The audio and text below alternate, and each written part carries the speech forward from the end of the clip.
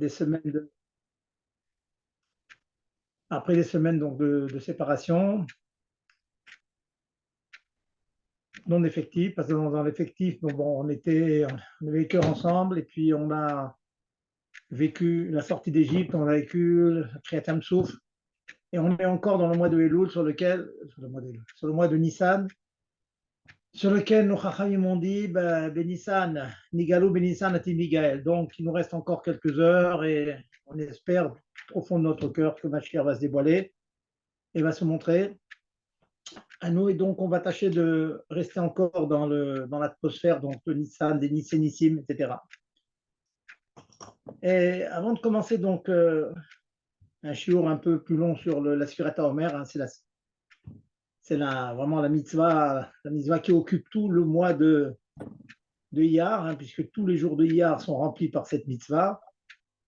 On va revenir sur un événement phare de l'histoire juive qui est l'ouverture de la mer. Vous savez que l'ouverture de la mer, qui a permis au clan d'Israël de passer et qui a noyé l'ensemble des Égyptiens, c'est un phénomène plus que miraculeux, et qui ne faisait que appel au miracle parce que, en réalité, il n'y avait pas besoin de ce miracle. Pour obtenir le résultat recherché, à savoir que le clan d'Israël puisse continuer sa route, il n'y avait pas besoin de rentrer dans l'eau.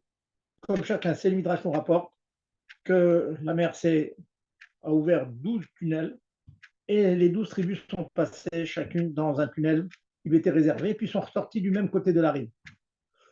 Donc, Maïka Machanan, quel est le chidouche de tout cela? Il fallait qu'il passe dans la mer, parce que ça a un sens extrêmement profond, ce passage dans la mer. Et avant d'essayer d'appréhender la profondeur de ce NES, on va rapporter un midrash, un très très beau midrash, extrêmement poétique, et qui nous raconte la chose suivante, qui nous dit que lorsque la mer s'est ouverte, donc vous savez tous comment elle s'est ouverte, c'est qu'ils étaient poursuivis, il y avait le désert d'un côté, il y avait les Égyptiens derrière, il y avait l'eau devant, elle ne savait pas quoi faire. Finalement, Nachshon a dit non, avancez, et Akash il fera le reste. Et c'est ce qui a fait quand l'eau est arrivée à noyer, à presque noyer Nachshon, et bien l'eau s'est ouverte, comme chacun le sait. Qu'est-ce qui est arrivé lorsque la mer s'est ouverte? Il y avait un phénomène, bon, la terre était sèche. On aurait pu imaginer qui marche dans de la boue, etc. Non, la terre était sèche. Un phénomène étrange arrive. La terre, elle donne des arbres. Comme ça nous dit le Midrash. Très, très joli. Belle, on voit un beau tableau devant soi. Eh bien, ces arbres, ils ont donné des fruits. Sur ces arbres, il y avait des branches, bien sûr, étaient accrochés sur ces branches des oiseaux. Et lorsque le clan Israël est passé, bien sûr, ils avaient des bébés dans les mains. Les bébés ont cueilli des fruits de ces arbres. Ils ont donné aux oiseaux le fruit de ces arbres à manger. Et tout ce beau monde a dit la Shira, Azachir Moshe. Très, très curieux, très poétique, hein, vraiment, on a l'impression de lire une poésie. La mer qui s'ouvre, la terre sèche apparaît, elle fournit des arbres, qui eux-mêmes fournissent des fruits, qui eux-mêmes nourrissent des oiseaux. Tout cela par des enfants, et tout ce beau monde, dit la Shira, fait des louanges pour Dieu. Qu'est-ce que cela signifie? En quoi cela est une espèce de prémisse au but recherché? Quel est le but recherché de la sortie d'Égypte, bien sûr, pour aller dans le Har, l'arbre de Hachem, pour faire Avodat Hachem, et que la Torah soit donnée? Quel rapport est-il entre, tout est dans le Chapratit?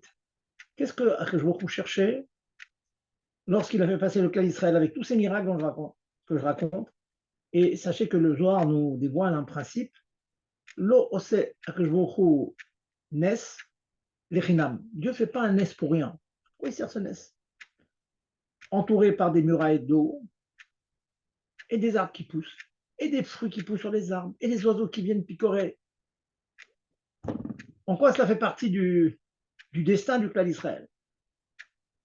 Comment c'est? Ce Midrash nous dit, Tarcheni explique. Pour comprendre cela, il faut faire référence bien sûr à des fondements de la chassidoute que je vais me permettre en quelques minutes de vous rappeler. C'est bon que à très peu de jours, une poignée d'heures, on va dire, pour terminer le mois de Nissan, et sortir donc avec des enseignements qui vont nous poursuivre et avec lesquels on va vivre, qui sont les suivants. En quoi tous ces miracles que je viens de citer sont une préparation à Matan Torah? Alors pour comprendre cela, on va analyser chacun des événements que je viens de citer, chacun des nissim. La mer, qu'est-ce que représente la mer? La raison explique que la mer s'appelle dans la Kabbalah Alma Deit Kassia, les mondes cachés. Pourquoi? Parce que toutes les créatures, et ô combien de créatures se trouvent dans la mer, sont cachées, on ne les voit pas. Elles sont au fond de la mer, elles sont dans l'eau, on ne les voit pas. La terre s'appelle Olam de Idgalia, ça s'appelle le monde dévoilé. On voit les créatures, on les voit. Il y a des animaux qui marchent, on voit des hommes, des femmes, on voit du monde qui bouge. Lors de l'ouverture de la mer, eh bien, les mondes cachés se sont ouverts. Et comme chacun sait, vous connaissez le fameux Midrash qui dit que Ra'ata Shifra, la plus petite des servantes, a vu que Yecheskel Ben Bouzi n'a pas vu lorsqu'il a vu le char divin, ça veut dire des dévoilements divins fabuleux. Eh bien, c'était bien inférieur à ce qu'ont vu les plus simples du clan d'Israël, même les shfachot, même les servantes. Ça veut dire les mondes cachés sont dévoilés. Analysons chaque chose. Dans la terre, il y a quelque chose de caché. Il y a le koach hatzomeach. Il y a le potentiel de faire pousser des choses. Si dans la terre, vous ne mettez pas de grains, il n'y a rien qui va pousser. Mais si vous mettez des graines, ou bien des graines de céréales, ou bien des graines de fruits, d'arbres fruitiers, eh ben, la terre va mettre en effectif sa puissance, son potentiel de faire pousser des choses. Et ce qui est arrivé, la terre, elle a en elle quelque chose de caché qui s'appelle le koach hatzomeach, le potentiel, la force de faire pousser des fruits, des arbres. Eh bien, cette chose qui habituellement est cachée, immédiatement lorsque la mer s'est ouverte, lorsque les mondes cachés se sont ouverts, le potentiel de la terre de donner des arbres s'est mis en action et les arbres sont sortis. Dans les arbres, il y a aussi un potentiel pour planter un arbre. Il faut beaucoup de travailler, il faut mettre des engrais, il faut arroser. Une fois que vous avez fait tout ce travail, l'arbre il a un potentiel, c'est de donner des fruits. Donc, qui est caché, le olam des cassias qui est caché dans l'arbre est apparu en iglé, en apparition claire. Ensuite, l'oiseau. L'oiseau, pour pouvoir gazouiller, pour pouvoir chanter, il a besoin de se nourrir. Il a un potentiel en lui. En avalant ses fruits, il a pris des forces. Avec ses forces, il a commencé à gazouiller, il a commencé des shvachim, des louanges d'Hachem. Et le bébé lui-même, il a une force aussi. Il a aidé dans dans ce projet. Il a pris des fruits, il a donné à manger à la. Et donc, on voit tous les éléments de la création. Le monde minéral, la terre. Le monde végétal, l'arbre. Le monde animal, l'oiseau. Et puis l'homme, les bébés, les enfants qui ont donné à manger. Tout cela a participé à la louange d'Hachem. Ça veut dire que l'ouverture de la mer, ça veut dire Kriyat Yamsouf, cette fameuse nuit où on a veillé toute la nuit, on a raconté les miracles de Kriyat Yamsouf. En fait, on a fêté, si j'ose dire, on a célébré un phénomène fabuleux, à savoir que les mondes cachés se sont dévoilés. Le potentiel qu'il y a dans chaque élément de la Terre, de la création divine, est arrivé à l'effectif. Le potentiel est devenu effectif. Ok, très beau concept, très belle idée, très poétique. Mais en quoi cela est une préparation au but du clan d'Israël lorsqu'il est sorti d'Égypte? Les Ma'anta Abodo, al-Harazé, afin de servir Dieu sur le Arsinaï. On va servir Dieu, ça veut dire on va prendre la Torah. Qu'est-ce que la Torah? Alors là, je vais faire une deuxième explication aussi chassidique très profonde, et vous allez voir le pont, le rapport qu'il y a entre les deux. Vous savez ce que le Midrash nous dit que Kodem Matan Torah, avant Matan Torah, à Shamaim, Shamaim la Hashem, les cieux appartiennent à Dieu, Ve'aret Natan il Adam, et la terre matérielle, il a donné à l'homme. Ça veut dire que c'était deux domaines, c'était deux mondes sans connexion. Chacun pouvait percevoir l'autre, mais il n'avait aucun rapport avec. Les cieux, le ciel, les mondes spirituels restaient spirituels, le monde matériel restait matériel, et il n'y avait pas de connexion entre les deux. Le jour de Matan Torah, Akash Baruch Hu a donné un outil de travail qui s'appelle la Torah. On commence avec les 10 commandements, avec toute la Torah Kula. Il a donné l'outil de travail pour jeter un pont entre précisément l'infini spirituel de tous les mondes spirituels avec la matérialité du monde. Ça, c'est la Torah. Ça veut dire que grâce à la Torah, le clan d'Israël qui étudie la Torah, qui s'investit dans les mitzvot, il a cette force d'être mamshir sur lui, d'amener sur lui des forces spirituelles divines fabuleuses, énormes. Et c'est en ça que l'ouverture de la mer, voilà le rapport, était une préparation à Matan Torah. Matan Torah, il faut avoir conscience de cette chose. Je suis en train de vous enseigner de la Torah maintenant, je me mets toujours cette idée, j'essaie toujours avant de commencer un shiur, avant de commencer à étudier, de me dire, j'ai le mérite, au Hachem, j'ai le mérite de pouvoir amener sur moi des lumières infinies. Je vois une espèce de colonne de Gdusha. Attendez, je dis ça sans prétention. J'ai rien de particulier. Tout juif qui s'assoit et qui étudie un morceau de Torah, le même phénomène se passe. Une espèce de colonne de Gdusha qui le lie avec l'infini, avec Dieu. Ça, c'est le corps de la Torah. Quand on met regardez le Tanya sur la Kabbalah des Tfilin. Au moment où on met les Tfilin, il faut penser les charbels de Taleb à mort, à soumettre Hachem, son cœur, et son noir, son intelligence. Quand on met le talit, il faut penser qu'on est Mekabel sur soi, hein, le Malchut Shamaim, la royauté divine. Ça veut dire le concept de Bitoul dans les baptêmes, ça veut dire ce que Hachem nous demande, qu'on le comprenne, qu'on ne comprenne pas. On passe notre vie à essayer de comprendre, mais qu'on ne comprenne ou pas, ça ne change rien, on prend sur soi. Eh bien, l'accomplissement des mitzvot, l'étude de la Torah, elle fait ce lien entre les mondes infinis spirituels et le monde fini dans lequel on vit. Et c'est ça le tahrit. Et si on va un peu plus loin, il faut bien sûr réfléchir à ces concepts, à ces notions très longtemps. Il faut les vivre, il faut être chai dedans. Mais si on a cette préscience, cette conscience de la chose, comme le Tanya nous dit, nous redit de réfléchir, mitbonen, c'est ça tout le lien de la hitbonenut, alors ça donne une force tout à fait infinie. Et ça, on a puisé cette force-là le jour de l'ouverture de la mer. Parce que le jour de la mer, Dieu, il a ouvert les mondes cachés, et on a vu les mondes dévoilés, à l'image de l'infini divin qui se dévoile dans le monde fini, matériel dans lequel on vit. Eh bien, il a ouvert le potentiel de la terre a donné des arbres, le potentiel de l'arbre a donné des fruits, le potentiel des fruits a donné des forces à l'oiseau, que lui, il a pu donner des forces à l'enfant, et ainsi de suite. C'est la chaîne ininterrompue de ce qui est caché à ce qui est dévoilé. Et ça, c'est le microcosme, c'est le début, c'est le grain, c'est le garaïn de Matan Torah. Que Matan Torah, c'est pareil, c'est ce que l'on fait. Quand un juif, il étudie Torah, quand un juif fait une mitzvah, il dévoile Dieu dans ce monde. Ah, vous allez me dire, oui, mais c'est bien tout ça, mais on ne le voit pas. Certes, c'est vrai. C'est vrai. Mais, Baruch Hashem, dans nos générations, on a beaucoup d'exemples de choses que l'on fait. On a un impact énorme qu'on ne voit pas. Quand vous passez un coup de fil, voilà, maintenant, j'ai mis mon, mon ordinateur en place, grâce auquel je peux vous communiquer ces livrets Torah. Eh bien, moi, je vois pas où sont les images qui traversent la France et qui arrivent en Eretz d'Israël et certains au Canada ou ailleurs. On ne voit pas tout ça, ces ondes, on ne les voit pas. Et pourtant, c'est qu'elles existent.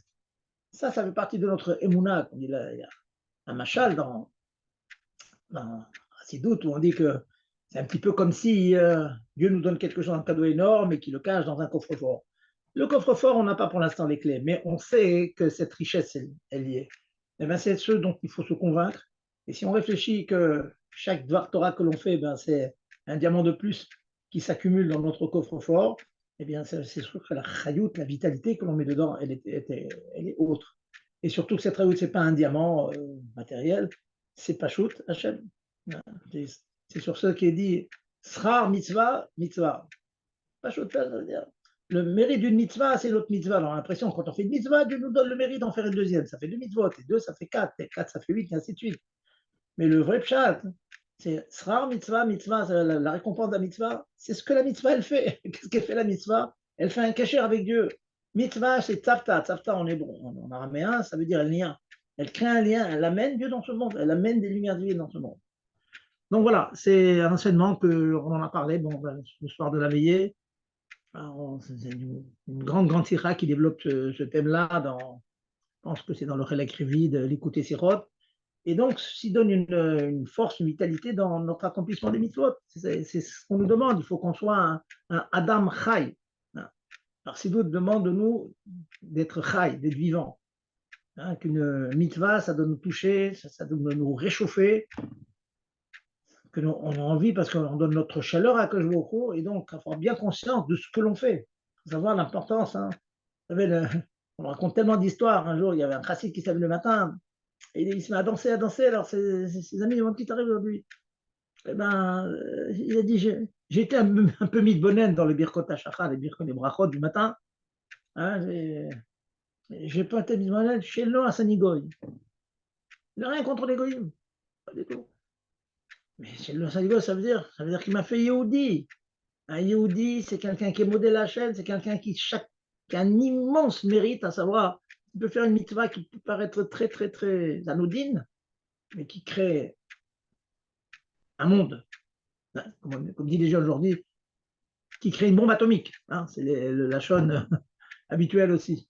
Parce qu'une mitzvah, c'est encore plus que de l'uranium enrichi. Hein, c'est une chaleur, c'est un lien avec Dieu, c'est ça le point. La nekuda, c'est que c'est un lien avec Dieu. Et c'est pour ça qu'on compte le Homer maintenant. Parce qu'on compte, on est impatient d'arriver à cette, comme j'ai dit tout à l'heure, cet outil de travail grâce auquel on va pouvoir s'unir à Dieu de manière absolue. Voilà donc le petit rouge que je voulais vous dire. Donc, on est toujours dans Nissan, Nissan, mais il faut s'accrocher encore jusqu'à ce que Machia se dévoile. Je vais un peu allonger aujourd'hui. Je passe donc à la partie halachique. On va tâcher d'expliquer la Sfirat HaOmer. La Sfirat HaOmer, c'est une très très grande mitzvah. Elle se dispatche sur 49 jours, donc c'est bien de la connaître. Tout ça bien quel est le Makor, quelle est la signification, aussi bien dans le chat que dans le drouche, etc. Comment ça fonctionne, et puis le cas où on oublie. Donc on va revenir un petit peu là-dessus. Au niveau de la source, le Homer, c'est un bouquet, si j'ose dire, de céréales, d'orge, qu'on a porté le lendemain de Pessah, à la fin de Pessah, à la fin du premier jour de Pessah. Et cette offrande permettait de manger le Hadash. Quoi le Hadash? Vous avez certainement entendu qu'il y a un Issour qui s'appelle l'Issour Hadash. Toutes les récoltes qui ont poussé avant Pessah sont interdites à la consommation tant qu'on n'est pas arrivé au 16 Nissan, le lendemain de Pessah. C'est à partir de la cravate à Omer, on a porté cette offrande, ce bouquet d'orge au Beth Amikdash, qu'on pouvait manger la vieille récolte. D'ailleurs, vous savez qu'il y a certains qui font très attention que toutes les céréales qu'ils ont, ce sont des céréales qui sont d'une récolte qui a déjà passé ce jour-là, ce 16 Nissan. Si on est après cette date-là, il faut attendre l'année prochaine. Donc c'est problématique. Donc, il y a toute une discussion pour savoir à quelle heure on a porté cette offrande-là. Eh bien, les Khatrila, on a porté ça des Rizim Magdimina Mitzvot juste à la fin du premier jour de Pessah, donc le début du 16, la nuit. Et donc la Sfirat à Homer, puisqu'elle s'appelle le conte de Homer, qui a un rapport avec le Homer, qui commence donc le lendemain de Pessah, alors on a porté le Homer, à savoir la nuit. Maintenant, il y a toute une discussion pour savoir si on a porté donc cette offrande du Homer le lendemain, dans la journée, est-ce que c'était bien ou pas? Eh bien, il y a toute une discussion là-dessus. Là-dessus. Et donc, s'il n'y a pas le choix, bien sûr, on apprend ça le lendemain. Donc maintenant, la connaissance donc, de cette loi-là a un impact sur la mitzvah de Sfirat HaOmer. Sachez déjà qu'il y a une grande discussion dans les poskim. Est-ce que la Sfirat HaOmer, le compte de la supputation d'Omer que nous faisons de nos jours, est-ce que c'est une mitzvah de la Torah, comme à l'époque, ou bien qu'elle est maintenant que des Rabbanan? Ceux qui pensent qu'elle est des Rabbanan, c'est qu'elle est liée précisément à l'offrande du Homer qu'on a porté au Beth Amikdash. Dans la mesure où il n'y a plus le Beth Amikdash, certains pensent que c'est mis des Rabbanan. Alors, malgré la discussion, bon, le Rav des poskim, Admor Zaken, est possède que de nos jours, la Sfirat HaOmer, c'est seulement une mitzvah des Rabbanan. Mais certains pensent que c'est encore Minatora. Maintenant, vous avez certainement entendu que c'est marqué Shiva Shamot Mimot. On dit qu'il fallait que ce compte-là, les semaines soient entières. Entières. Qu'est-ce que ça veut dire entière? En supposant qu'un jour a été raté, est-ce que toute la mitzvah fait un ensemble et s'il manque un élément de l'ensemble, eh bien, on a perdu la mitzvah ou pas? Ce point-là, c'est une. Il y a divergence d'opinion dans les Chachamim sur ça. Il y a divergence d'opinion. Certains disent que s'il manque un jour, eh bien, on a tout perdu. C'est plus la peine de continuer, c'est plus la mitzvah. Certains disent que non, on peut continuer. Alors, retenez bien cette chose-là, hein, parce que dans tous les raisonnements que l'on va faire ce soir, on va se baser sur cette discussion. Est-ce qu'un manquement d'un jour annule la mitzvah ou pas? Marloquette, on va dire 50-50, pour donner des chiffres. Deuxième étape, maintenant, nous avons dit qu'il fallait le faire le soir. En supposant qu'une personne ait oublié de dire la Sfirat HaOmer le soir, il se rappelle que le lendemain. Nous avons dit que là aussi, il y a divergence d'opinion pour savoir si on peut la faire le lendemain. Certains disent que oui, on peut se rattraper le lendemain, certains disent que non. Ça y est, c'est fini. On a oublié le lendemain, c'est fini. Alors, si vous suivez bien mon raisonnement, vous allez comprendre cette halakha que l'on répète chaque année, que tout le monde connaît, à savoir que si on a oublié un soir et qu'on s'est rattrapé le lendemain, eh bien on pourra continuer les autres soirs en disant la bracha. D'où ça vient ça? Alors ça, je vais tâcher d'expliquer ça clairement, de manière intelligible, parce qu'il y a de nombreuses conséquences dans beaucoup d'autres halakhot. Eh bien, si on s'est rattrapé le lendemain, certains disent que c'est un bon rattrapage, on a dit la sphira ce jour-là, certains disent que non. Eh bien, nous tenons l'halakha, elle dit qu'on peut continuer avec bracha. Pourquoi? Parce qu'il y a ce que l'on appelle un safek sfeka. Alors, je rentre maintenant dans les comptes. Safek sfeka, ça veut dire un double safek. Mathématiquement, ça fait, on va dire, 75% de chance que l'on a fait la mitzvah, qu'on n'a pas sauté un jour. Pourquoi? Parce que on a d'abord, et c'était la base de mon raisonnement depuis le début, on a d'abord le fait qu'il y a une discussion égale divergence d'opinion, 50-50. Si avoir raté un jour entièrement, on a tout perdu ou pas? Il y a 50% de chances qu'on a tout perdu, 50% que non, on n'a pas perdu. Alors, on raisonne comme ça. Une personne qui s'est rattrapée le lendemain, il n'a pas dit le soir, on va voir que nous avons 75% de chances qu'il peut continuer la bracha. Pourquoi? Disons comme ça. Ou bien, le fait de s'être rattrapé le jour, ça ne sert à rien. Peut-être ça sert, peut-être ça sert à rien. 50-50. Mais, on dit comme ça, même si ça ne sert à rien de s'être rattrapé le jour, on a de nombreux poskim qui pensent que le fait d'avoir raté une journée entière n'invalide pas la suite de la sphira. Donc finalement, on a 50-50 et puis les autres 50, on les coupe en deux. Ce qui fait qu'on a 75% de chance de continuer. Et c'est pour ça qu'on continue. Je peux faire ça à l'envers, ou faire le safek speka à l'envers. Je veux dire, ou nous disons que si on a raté un jour, ça annule tout. Alors ça annule tout. Ou bien je dis que non, ça n'annule pas.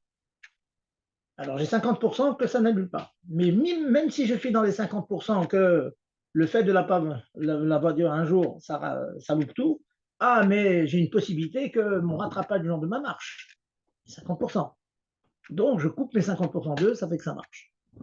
Autrement dit, si vous avez bien compris le yesod du raisonnement que je fais, dès que nous avons, et vous allez voir les conséquences, les ashlachot alachit de ce raisonnement, dès qu'on a un safek sur un jour, alors je vous fais un certain nombre de cas où il peut y avoir un safek. Premier safek qu'il peut y avoir, et malheureusement chaque année ça arrive, je les ai eu cette année, une personne qui me dit malheureusement je n'ai pas fait Arvit en minyan hier, j'ai fait Arvit à la maison, je ne me rappelle plus si j'ai fait la sphira. Est-ce que, et il a complètement oublié. Donc, juste le lendemain soir, il me demande voilà, hier soir, je ne sais pas si je le fais. Tu ne sais pas, mais tu as quand même une bonne chance, à 50-50. Mais oui, 50-50, oui, mais pas plus. Je dis, tu peux continuer avec Bracha. Toujours pour le même raisonnement. Ou bien le fait de rater complètement un jour, ça sert à quelque chose, alors tant mieux. Si ça ne sert pas, le fait d'avoir raté un jour, ça annule tout. Donc on a 50-50. Oui, mais toi, tu me dis que tu as une chance sur deux d'avoir dit. Donc finalement, j'ai 75% de chance que c'est cachère et tu peux continuer. Ça, c'est le premier safek. Premier safek, je ne suis pas sûr d'avoir dit. Un autre qui arrive, qui m'est arrivé encore, m'a été soumis. Hier, j'ai fait la sphira, avant-hier aussi, mais il me semble qu'avant-hier, je me suis trompé. Il me semble. Parce que quand j'ai entendu celle qu'on a fait aujourd'hui, j'ai fait mon compte, il me semble que c'est la même que j'ai dit la même chose hier. Il ne sait pas. Il n'est pas sûr. Donc, dans la mesure où il n'est pas sûr, peut-être qu'il a bien dit, il peut dire qu'il n'a pas dit, qu'il n'a pas bien dit. Encore une fois, il y a un safek, il continue avec moi. Quand même très pratique. Dès qu'il y a un safek, il continue avec moi. Je continue. D'autres cas qui sont fournis très souvent, une personne qui vient à la Shula Mincha, hier, une personne vient à Mincha, et puis après Mincha, on avait passé la Shkia, on avait passé le coucher du soleil. Il me dit, hier, je n'ai pas dit la Sphira. On est encore jour maintenant, mais on est après la Shkia. Après la Shkia, pour beaucoup, c'est déjà la nuit.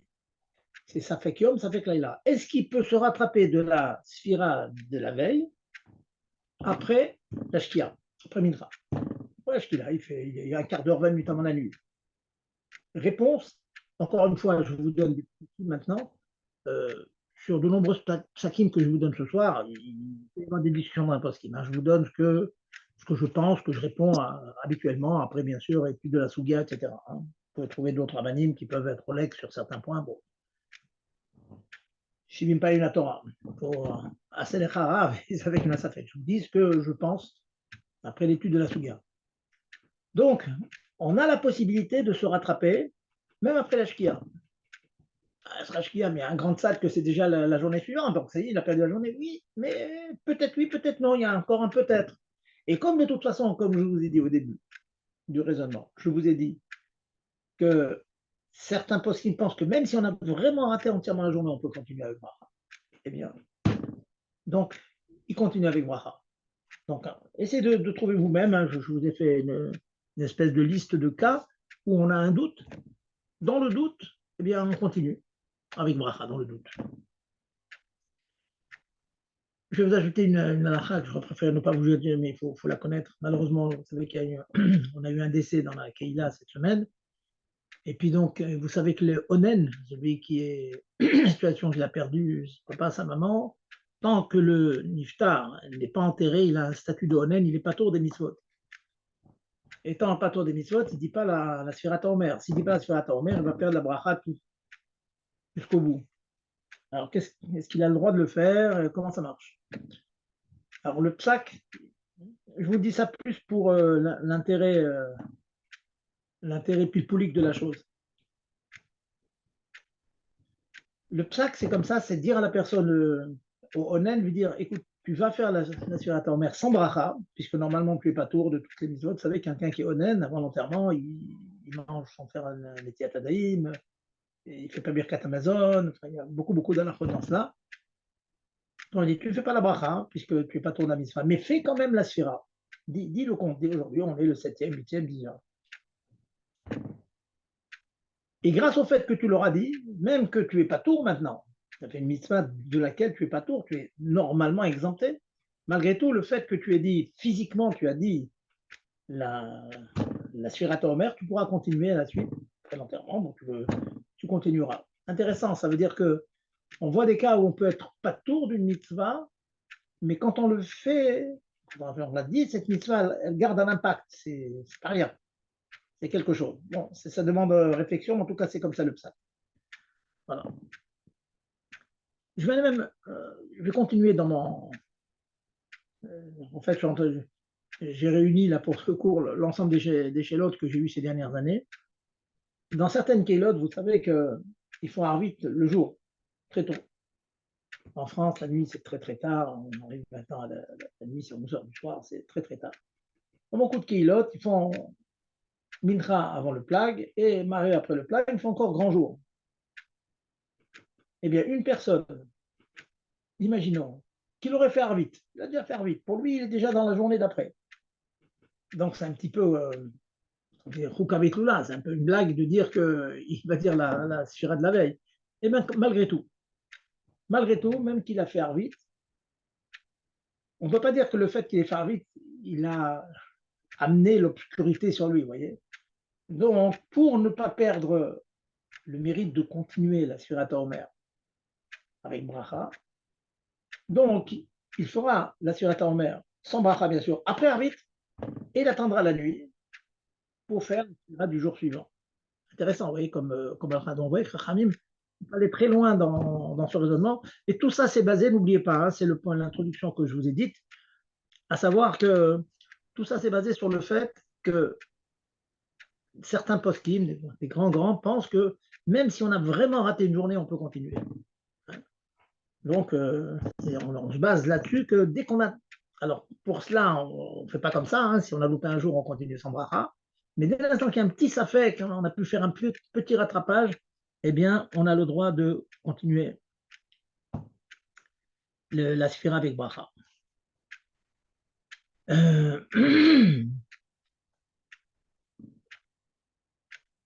Pour une discussion, faites attention si vous êtes amené à écrire une lettre, vous pouvez dire par exemple Ayom Yom Chamishi l'Omer. Faites attention, beaucoup de poskim pensent que même si on ne le dit pas avec la bouche, mais si on a dit toute la phrase que je viens de vous dire, Ayom Yom, le fait de dire cinquième jour du Homer, c'est pas suffisant.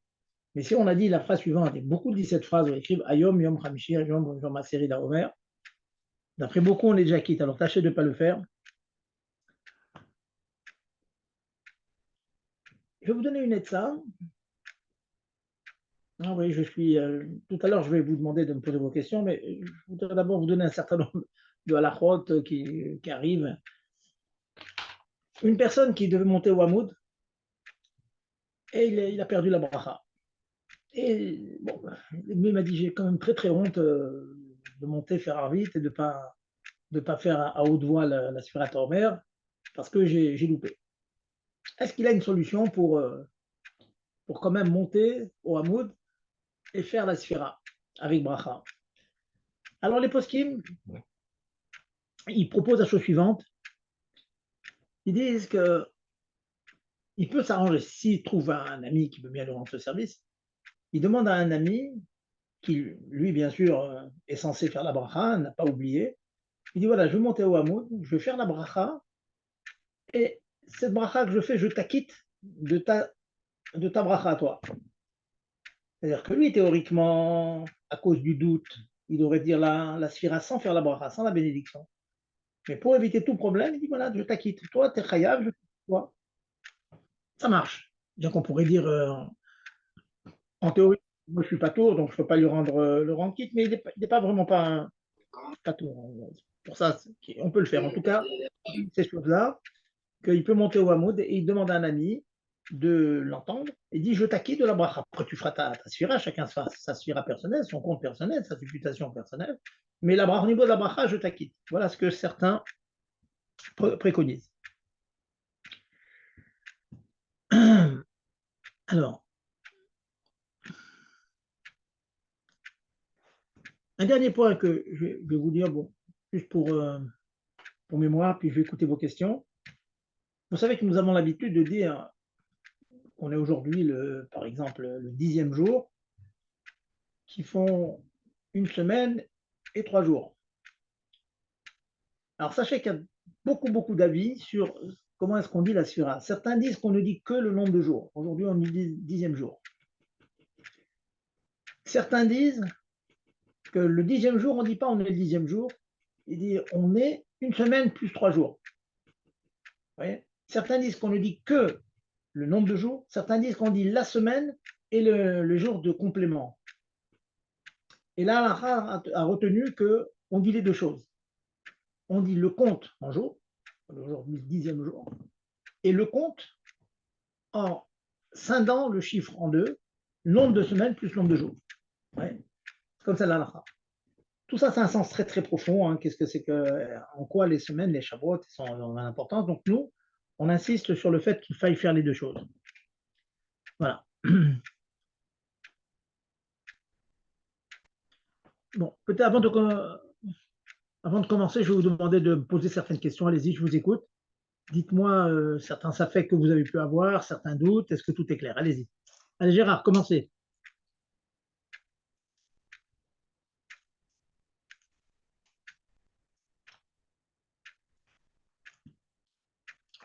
Gérard, je n'entends rien là. Vous m'entendez? Allô, allô? Allô?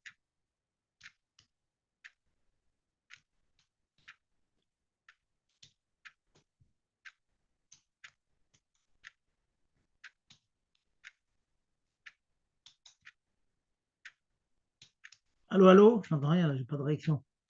Allô? Est-ce que je suis entendu?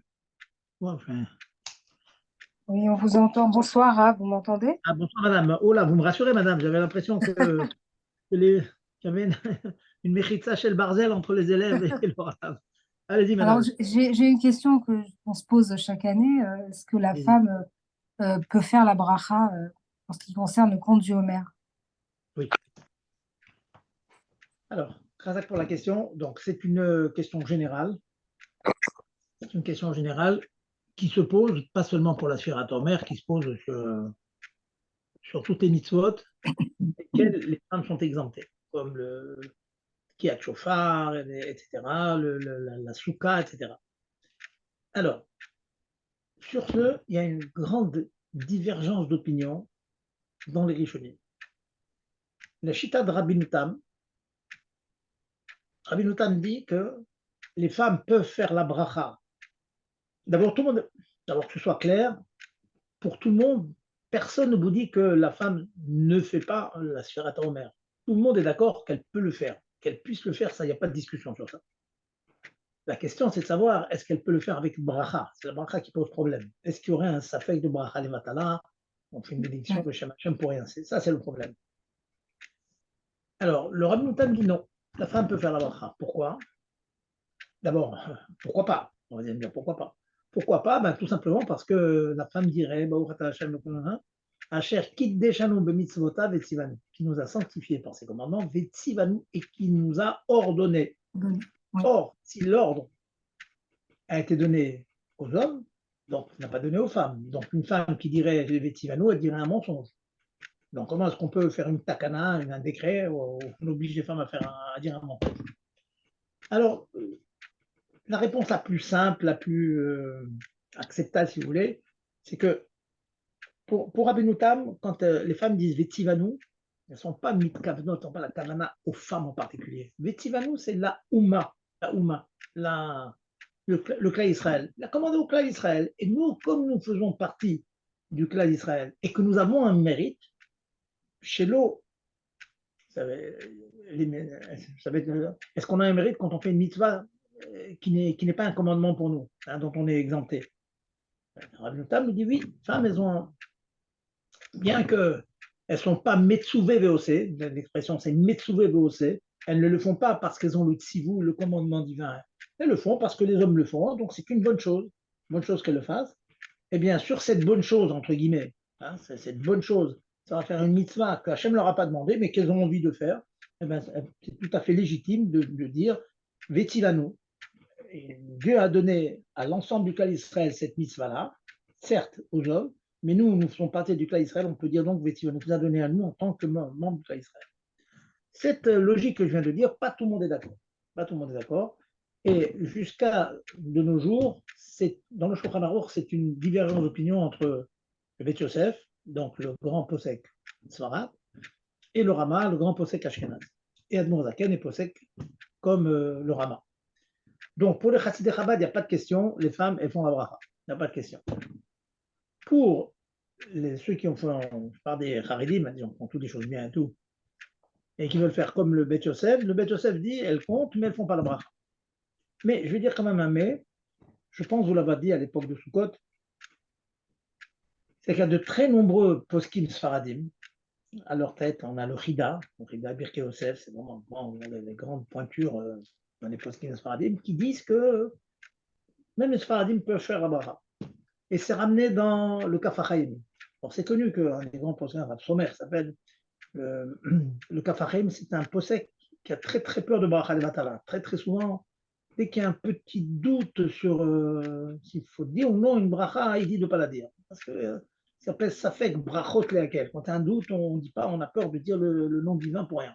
Malgré tout, dans cette halakha-là, le Kaf HaChaim, il nous dit que les Sfaradiotes peuvent le faire. Donc, en résumé, pour Chabad et le monde Ashkenaz, il n'y a aucun problème, elles font la bracha. Pour les Sfaradim, bon, elles ont le choix. Ou elles veulent être vraiment faire comme le Beth Yosef, ou bien elles savent qu'il y a beaucoup de poskim Sfaradim qui permettent de faire la bracha. Et c'est une bonne chose. C'est une bonne chose. Et madame, je vais vous ajouter quelque chose. Oui. Je faisais quelque chose de. Je parle, c'est psychologique, là, c'est pas halachique. J'ai remarqué la chose suivante, même pour les hommes, à plus forte raison pour les femmes, quand elles ont perdu la bracha, souvent elles arrêtent de dire la sphira complètement. Elles ont l'impression qu'elles ont tout perdu. C'est une erreur. La mitzvah, c'est pas la bracha, la mitzvah, c'est la sphira. Alors c'est pour ça que je dis souvent aux dames, je dis mesdames, ne croyez pas que parce que vous avez perdu la bracha, vous avez perdu la mitzvah. Donc il faut s'accrocher jusqu'au 41e jour. On dit, il y a un mot encore plus fort qui dit que à bracha, un homme est à kevet. La bracha sur la sphira tormer, elle n'empêche pas la mitzvah. La bracha, c'est juste une espèce de réchoute qu'on demande, une permission qu'on demande, on remercie Hachem, etc., avant de faire la mitzvah. On demande la permission en quelque sorte à Hachem. Mais la permission en question, ce n'est pas une condition qui est mise à Kevet, ce n'est pas une condition sine qua non que sans elle, on ne fait pas la mitzvah. Quelqu'un qui a mis des tuilines sans une chéla comme ça, un monsieur qui avait la bouche opérée, il ne pouvait pas parler, on a demandé si on met les tuilines. C'est évident qu'on lui met les tuilines, même s'il n'arrive pas à faire la bracha. C'est évident. Donc c'est pour ça que je vous dis que c'est bien de faire la bracha et surtout, dites autour de vous que si vous avez perdu la bracha, et donc si on a perdu une fois un jour, on a oublié un jour, on continue sans bracha, mais on continue. Gardez dans la phrase que je dis, on continue sans bracha, mais il faut souligner avec trois traits, on continue, il faut continuer. L'essentiel, c'est la sphira, et c'est sûr que le fait de faire la sphira, ça met une doucha dans tous les jours. Quelque chose de très très particulier. Je vais ajouter juste pour finir ça, parce que c'est un point très très très important. Il y a la halakha qui s'imbrique avec la philosophie. Dans une sikha, le rabbi rapporte un point de halakha. Dans les halakhot d'Itin, les halakhot des guettes, on vous dit comment est-ce qu'on écrit les mois. S'il y a un guet, shalom, on espère qu'il n'y aura pas de guettim au mois de Iyar, mais bon, malheureusement ça existe. Iyar s'écrit Aleph Yud Yudresh. Aleph Yud Yudresh. Et pas Aleph Yudresh, avec deux Yud. Le Beth Shmuel, un grand poskim de Niglé, vraiment les grands poskim de Niglé, il dit la chose suivante, il dit parce que c'est les rachetevot de Abraham, Yitzhak, Yaakov et Rachel, les Avot. Il y a un rapport entre le mois de Iyar, hein, on va y rentrer dans encore deux jours, on est lundi, ouais, c'est demain soir. On va rentrer dans le mois de Iyar. Il est embaumé, si j'ose dire, par les Avot. Abraham, Yitzhak, Yaakov et Rachel. Faites-le, hein. Aleph, Yud, Yudresh. Hein. Ok, comme ça dit le Beth Shmuel. quel rapport entre les Havot et puis le mois de Iyar? Sur ce, dans le Shulchan Aruch, un des grands textes qu'on étudie profondément dans les yeshivot, dans les grandes yeshivot, s'appelle Rabbi Akiva Eiger. Tous ceux qui ont fait un peu la yeshiva, ils connaissent. Rabbi Akiva Eiger. Il fait une petite aga, un petit rajout, vraiment très beau, pour vous montrer comment à quel point est-ce que la Soute explique que la Plimout Torah, elle rentre dans le Niglé. Elle rentre dans le Niglé. Le Niglé, on ne le voit pas beaucoup, malheureusement, nous, il faut les rébim pour le dévoiler, mais chaque halakha que l'on dit, tout ce que je vous dis ce soir, c'est embaumé par des choses cachées, comme tout le midrash que l'on a apporté, le potentiel de la terre qui se dévoile, le potentiel de l'arbre, etc., etc. Avec la guerre, il dit, qu'est-ce qu'ils font ces quatre Abot et Imaot, c'est Keneged les Arba'a, Raglé à Merkava. Ce sont les quatre pieds de la Merkava qu'a vu Yereskel, quand il a vu un dévoilement divin fabuleux, extraordinaire.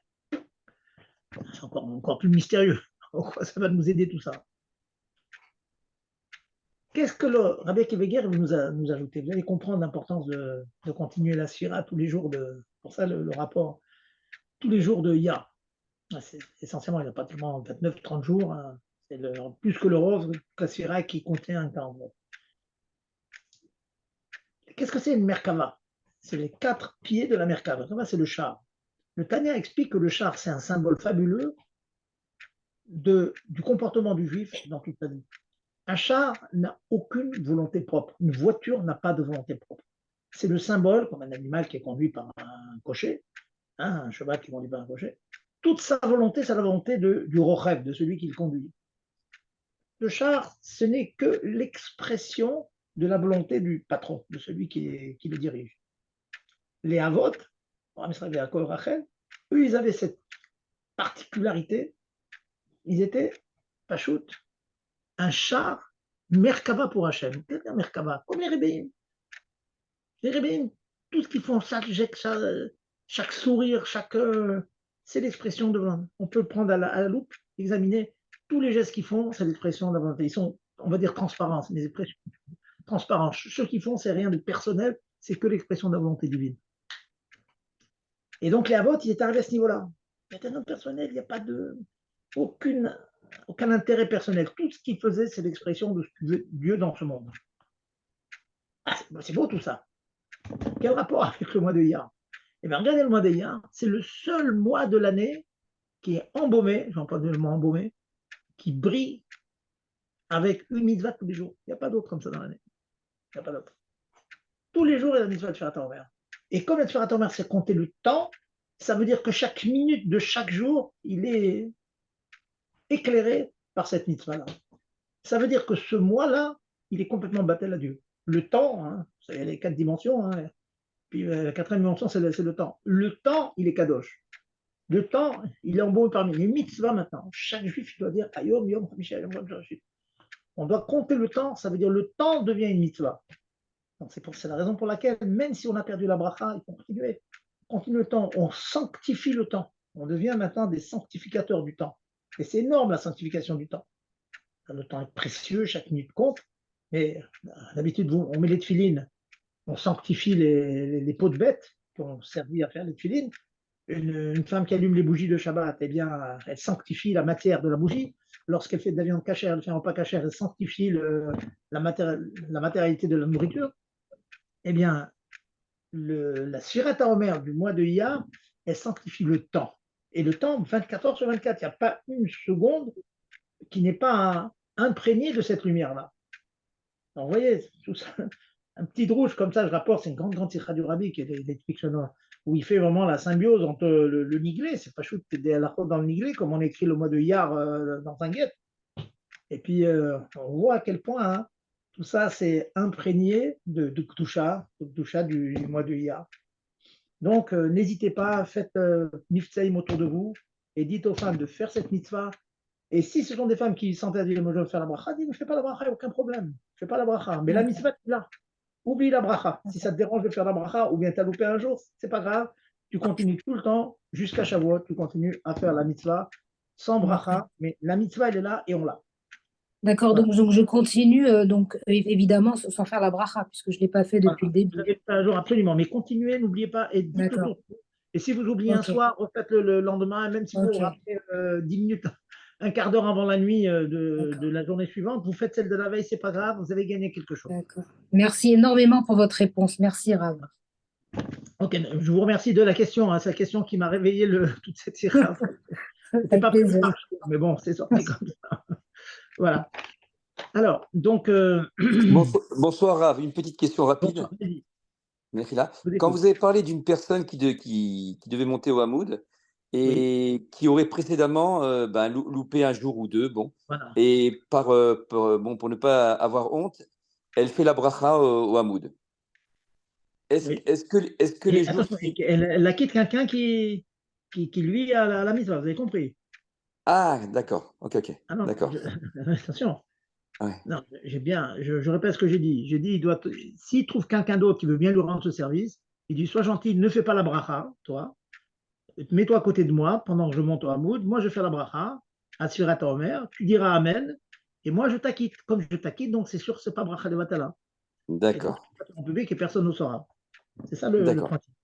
Ah, ok, ok. Vous avez posé la question, que ce soit clair dans la tête de Oui, chacun. oui, d'accord. Voilà. Ah oui, non, non, alors,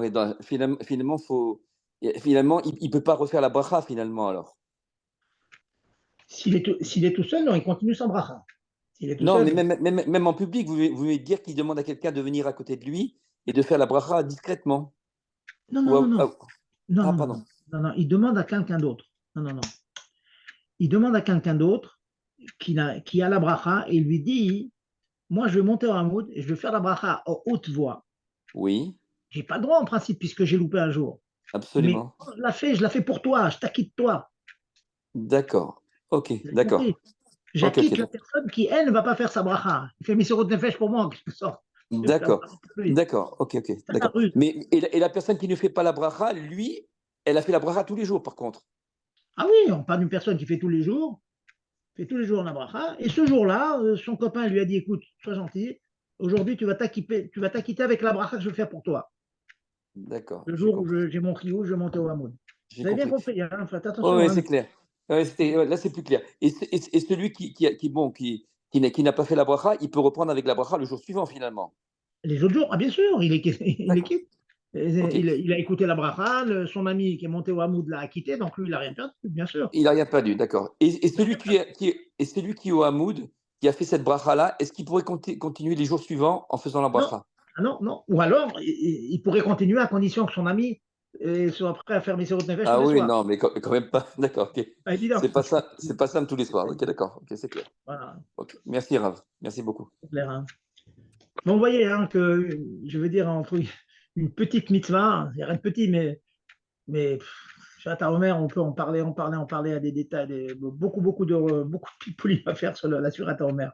Mais c'est une très belle mitzvah parce qu'elle se prolonge beaucoup sur le temps. Et comme j'ai expliqué à madame tout à l'heure, c'est une mitzvah qui sanctifie le temps. Donc, tout le mois de Iyar, il est plein de cette mitzvah-là. Et donc, c'est un grand mérite pour nous. On monte et chaque jour, on s'approche de Matan Torah. Donc, on s'approche de cet immense cadeau que je nous a fait, de donner la Torah, donc de pouvoir amener les choses des plus hautes, l'infini, dans le fini. Hein. Vous connaissez ces mots de la Chassidut, hein, le En-Sof, on peut le mettre dans le Sof, dans des choses qui sont finies. Et la mitzvah de Firat Omer fait partie de ces grandes mitzvot qui font le lien entre l'infini et le fini. Voilà.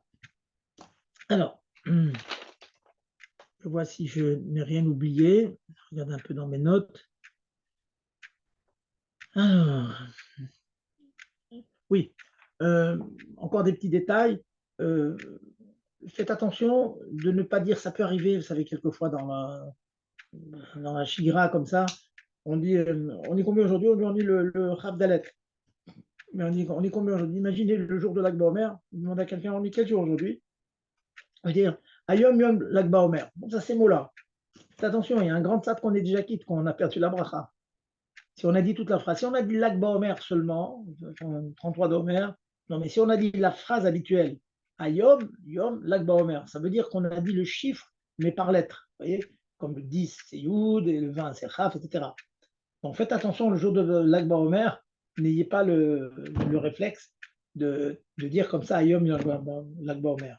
Deuxième point aussi auquel, en général, les gens font attention, c'est que quand vous demandez à quelqu'un, il faut demander qu'est-ce qu'on a compté hier. Hein, parce qu'il y a un de ça de dire, si vous lui avez dit, voilà, qu'est-ce qu'on compte ce soir, et vous lui dites ce soir on compte le 15e jour, je vous dis comme ça, c'est un problème, parce que vous avez dit déjà la bracha, la sphira, et si vous avez déjà dit la sphira, ça veut dire que la mitzvah est accomplie, et si la mitzvah est accomplie, on ne peut plus refaire la bracha. Donc faites attention de toujours ne donner pas remez, et le mieux, hein, c'est comme on fait en général, il dit, qu'est-ce qu'on a compté hier? Hier, on a compté le 15, aujourd'hui, donc c'est le 15 plus 1, on a compté 10, et 10 plus 1. Voilà, ça c'est la meilleure ça que l'on peut donner pour attirer ta remercie. Juste, je veux ajouter une à la route, hein, le temps court, je vois que le temps court très vite. Vous savez que nous avions un minag de très très longtemps de ne pas dire Shechianu, de même qu'on ne dit pas Shechianu pendant les 3 semaines hein, de deuil, depuis le 17 Tammuz jusqu'à Tchaviav. On ne dit pas de Shechianu pendant le Homer. Sachez que le rabbi a changé un petit peu cette chose lors de la yéridoute qu'il a accordée au Rabbeinu Marachim d'Eretz Israël.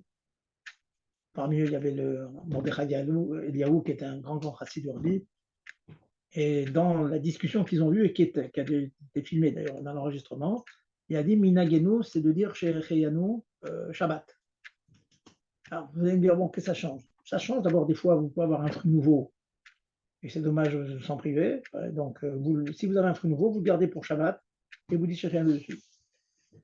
Pareil aussi, une question qui est souvent demandée, on évite d'acheter des vêtements. Sachez que Beikar, je dis bien Beikar, il peut y avoir d'autres raisons, mais Beikar, la raison pour laquelle on n'achète pas des vêtements, surtout des vêtements Khashuvim, c'est à cause du problème de Sheriano. On ne dit pas Sheriano. Ce qui fait que d'après cette nouveauté que je vous dis qu'on pourrait faire Sheriano Shabbat, une personne qui aurait besoin d'acheter, je ne sais pas, surtout qu'un habit Khashuv, donc sur lequel théoriquement, je dis bien théoriquement, il faudrait faire Sheriano. Je vais vous dire pourquoi je parle de théoriquement. Donc, il pourrait l'acheter et mettre son surtouk ou son nouveau manteau. Une femme, elle va acheter un bel ensemble pour un mariage, elle va acheter un bel ensemble sur lequel, théoriquement, on devrait faire Shechianu. Elle pourrait l'acheter, le mettre Shabbat. Dans la mesure où on peut faire Shechianu Shabbat, donc elle peut le mettre Shabbat. Une fois qu'elle a mis Shabbat, elle peut le garder après. Vous voyez. Alors, pourquoi je dis théoriquement? Parce que, à part des cas très rares, le minac, c'est plutôt sur les habits nouveaux de ne pas faire Shechianu. Et je vais vous dire pourquoi. Encore une fois, quand j'ai du minac, c'est une personne qui aurait une vraie simcha, quand il y a un beau manteau, un beau surtout, une femme qui a un bel ensemble, une belle jupe avec autre chose, un bel ensemble, elle pourrait faire cher, mais c'est sûr que ce n'est pas bracha levatala. Bon. Alors d'où s'est instauré ce minac de plutôt ne pas faire, c'est que de nos jours, il faut reconnaître que les habits n'ont pas la chashivut, l'importance qu'ils avaient autrefois. Là, maintenant, s'acheter un surtout qu'autrefois, les gens gardaient 10 ans, 15 ans, surtout que de nos jours, bon, on achète, les prix ont baissé, les salaires ont augmenté. Bon, avoir un beau manteau, c'est pas quelque chose, à l'époque, c'était quelque chose de très très rachouf d'acheter un beau manteau. Imaginez aussi un beau manteau de fourrure parce qu'il est très très froid, etc. De nos jours, bon, avoir un costume, une veste et tout, c'est ragile. Donc on ne peut pas dire qu'on a une vraie simra. C'est pour ça que je vous ai dit qu'une personne qui achèterait, je ne sais pas, pour son mariage, par exemple, un beau, surtout quand on soit, ça vaut une fortune, hein, c'est très cher. Si ça lui donne une vraie simra, il pourrait faire chez nous. Donc s'il voulait l'inaugurer pendant la période du Homer, ça serait Shayach qui le met de Shabbat. Et même qu'il ne fait pas Shayach, dans les faits, il ne fait pas Shayach, mais en potentiel, il pourrait faire Shayach, donc il pourrait mettre cet habit de Shabbat. Voilà. Donc, un petit rappel sur cette période. Mais rassurez-vous, si vous avez l'occasion d'acheter quelque chose et tout, j'ai eu beaucoup de questions, je dois acheter une machine à laver, un frigo, etc. Il n'y a aucun impératif de ne pas acheter un frigo, de l'électroménager, quelque chose dont vous avez besoin. Ouais, j'ai envie de vous dire, même si votre voiture tombe en panne, il faut acheter une nouvelle voiture, bon, bah, vous ne pouvez pas attendre Shavuot pour acheter une voiture si vous avez besoin. Il n'y a pas de. Maintenant, si c'est juste qu'on achète quelque chose pour rien que pour le plaisir, bon, de rachou, ok, on préfère attendre après. Voilà. Y a-t-il des questions sur tout cela?